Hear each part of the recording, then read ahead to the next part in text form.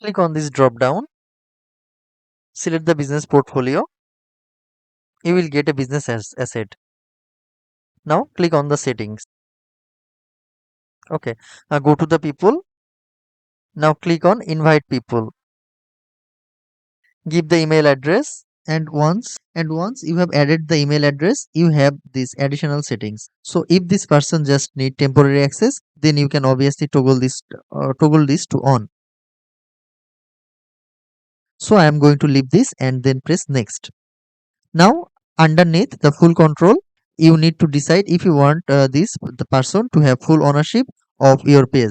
It also means they will be able to delete your business portfolio. So I'm actually going to leave this toggle off as I don't want to give this person full control. Then I am going to press next. You can then go to select your business asset.